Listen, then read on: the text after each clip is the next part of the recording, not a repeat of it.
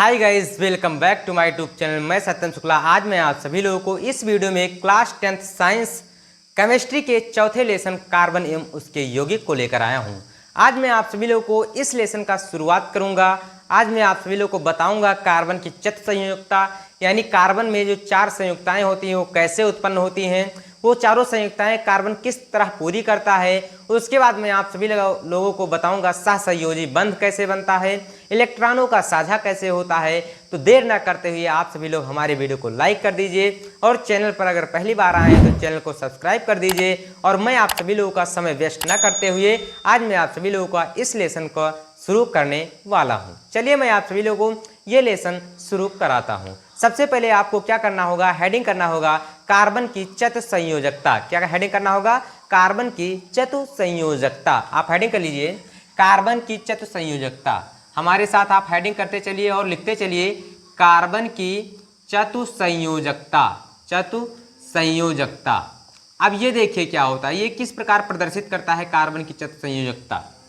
देखिए आप सभी लोगों को मैंने बताया था कि कार्बन का परमाणु क्रमांक कितना होता है, तो आप सभी लोग जानते हैं 6 होता है। कितना होता है? 6। यहाँ पर देखिए कार्बन मैंने लिख लिया, कार्बन का परमाणु क्रमांक कितना होता है? 6। आप इलेक्ट्रॉन विन्यास करेंगे तो 2,4 आ जाएगा। इसके बाह्यतम कोश में कितने इलेक्ट्रॉन आए? 4 इलेक्ट्रॉन आए। तो मैंने आप सभी लोगों को बताया था कि अगर बाह्यतम कोश में 4 इलेक्ट्रॉन आ जाते हैं तो वो ना इलेक्ट्रॉन लेते हैं और ना देते हैं। क्या करते हैं तब? इलेक्ट्रॉनों का साझा करते हैं, यानी किसी अन्य परमाणु द्वारा क्या करते हैं? साझा करते हैं। यानी कहते हैं कि तुम अपना इलेक्ट्रॉन कुछ हमें दे दो, हमारा अष्टक पूरा हो जाए, और मैं अपना कुछ इलेक्ट्रॉन आपको दे रहा हूं और आपका भी अष्टक पूरा हो जाए। तो इस प्रक्रिया हम क्या कहेंगे? साझा करना कहेंगे। और इस प्रकार जो बंध बनता है उसे सहसंयोजी बंध कहते हैं। क्या कहते हैं? सहसंयोजी बंध कहते हैं। तो यहाँ पर देखिए 4 इलेक्ट्रॉन है आखिरी कक्षक में, यानी ये इलेक्ट्रॉन ना त्यागेगा ना ग्रहण करेगा। क्या करेगा? इलेक्ट्रॉनों का साझा करेगा।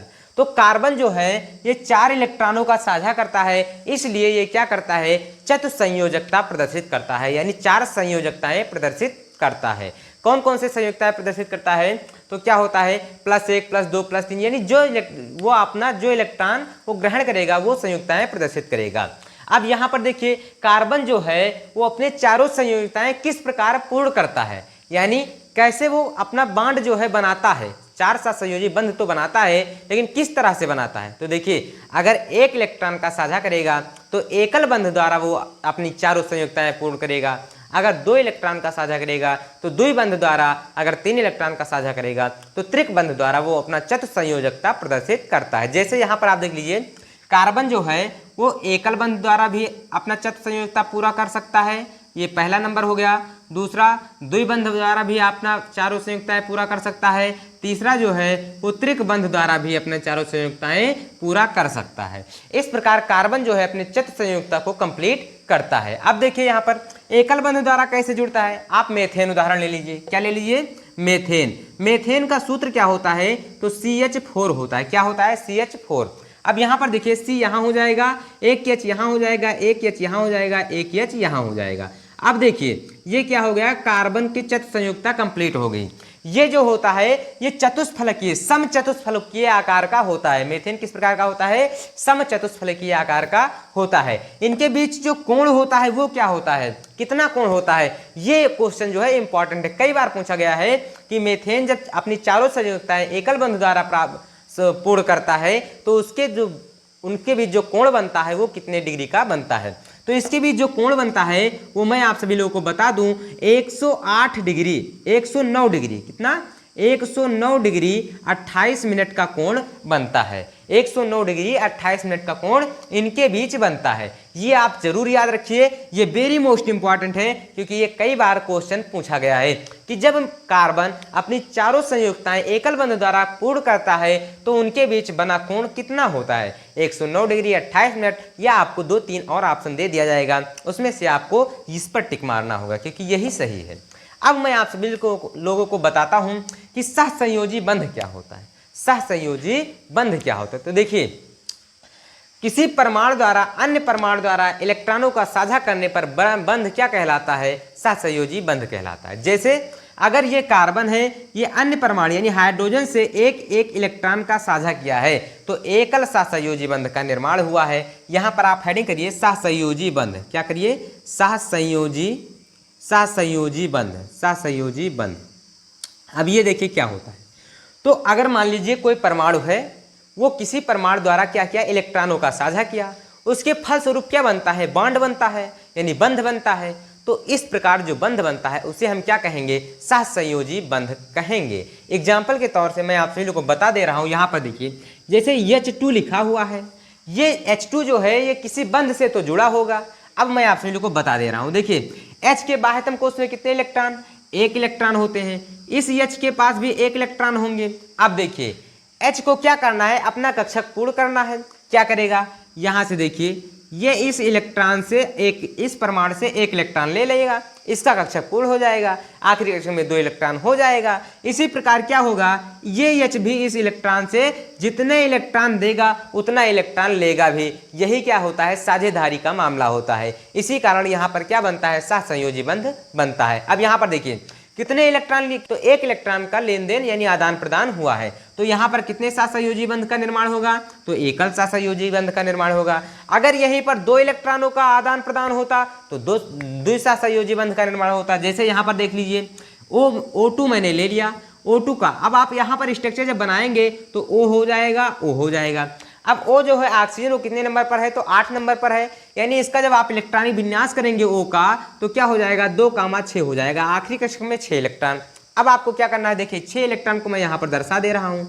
2 हो गए, 2 4 हो गए और 2 6 हो गए। इसी प्रकार इसका 2 ये हो गया और ये 2 हो गया और ये 2 हो गया। 6 इलेक्ट्रॉन दोनों ऑक्सीजन में होते हैं बाह्यतम कोश में। तो मैंने ये दर्शा दिए। अब देखिए यहाँ पर क्या होगा? इसको अष्टक पूरा करने के लिए 2 इलेक्ट्रॉन चाहिए। तो ये क्या करेगा? 2 इलेक्ट्रॉन इससे ले लेगा और जब इससे ले लेगा तो इसका अष्टक पूर्ण हो जाएगा। देखिए 2 2 4 2 6 2 8, इसका अष्टक पूर्ण हो गया। इसी प्रकार ये ऑक्सीजन भी जितने इलेक्ट्रॉन को इसे दिया है उतना ही इलेक्ट्रॉन ले लेगा। तो ये भी 2 इलेक्ट्रॉन को ले लेगा तो इसका भी अष्टक पूर्ण हो जाएगा। तो यहाँ पर जब इन्होंने 2 इलेक्ट्रॉन का आदान प्रदान किया तो कितने सहसंयोजी बंध का निर्माण होगा? तो 2 सहसंयोजी बंध का निर्माण होगा, यानी O डबल बॉन्ड O। अब यहाँ से आप कह सकते हैं कि वो कहीं भी आपको जुड़ा दिखाई देगा तो कितने बांड से जुड़ा दिखाई देगा? तो डबल बांड से जुड़ा दिखाई देगा। H कितने बांड से जुड़ा दिखाई देगा? तो H हमेशा सिंगल बांड से जुड़ा दिखाई देगा। अब यहाँ पर देखिए N2 क्या है? N2 देखिए, N2 क्या है? 7 नंबर पर होते हैं। कितने नंबर पर होते हैं? 7 नंबर पर। तो 2, 5 हो जाएगा इनका इलेक्ट्रॉनिक विन्यास। बाह्यतम कोश में कितने इलेक्ट्रॉन चाहे होंगे? 5 इलेक्ट्रॉन। तो यहाँ पर देखिए N2 मैंने लिख दिया, एक N यहाँ पर लिख दिया मैंने और उसके बाद मैंने क्या किया? एक N यहाँ लिख दिया। अब आखिरी कक्षक में 5 इलेक्ट्रॉन, तो यहाँ पर मैं क्या कर दूंगा? 5 इलेक्ट्रॉन दर्शा दूंगा। यहाँ पर देखिए मैंने 5 इलेक्ट्रॉन दर्शा दिए। इसी प्रकार यहाँ भी 5 इलेक्ट्रॉन दर्शा देंगे। अब देखिए इस परमाणु को अपना अष्टक पूरा करने के लिए 3 इलेक्ट्रॉन चाहिए। तो ये क्या करेगा? इस नाइट्रोजन से 3 इलेक्ट्रॉन लेकर अपना अष्टक पूर्ण कर लेगा। इसी प्रकार ये नाइट्रोजन भी 3 इलेक्ट्रॉन इससे लेकर अपना अष्टक पूर्ण कर लेगा। कितने इलेक्ट्रॉनों की साझेदारी हुई है? तो 3 इलेक्ट्रॉनों की साझेदारी हुई है। इसलिए यहाँ पर क्या बनेगा?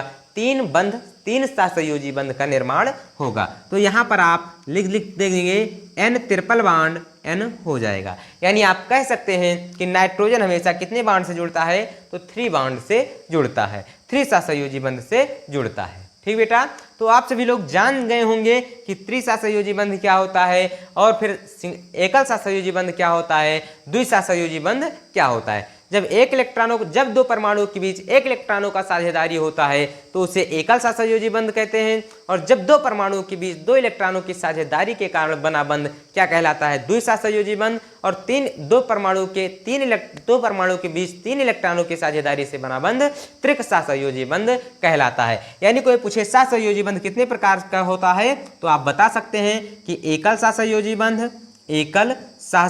बंध, उसके बाद दूसरा सहसंयोजी बंध, उसके बाद द्विसहसंयोजी बंध क्या होता है? द्विसहसंयोजी बंध, उसके बाद क्या होता है? सहसंयोजी बंध, उसके बाद होता है आपका त्रिक सहसंयोजी बंध।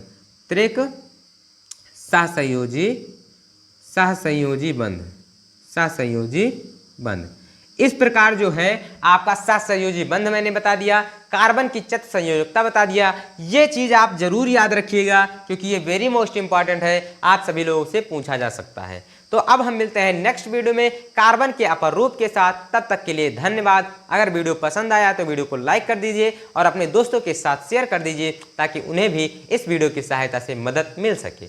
अब हम मिलते हैं नेक्स्ट वीडियो में, तब तक के लिए धन्यवाद।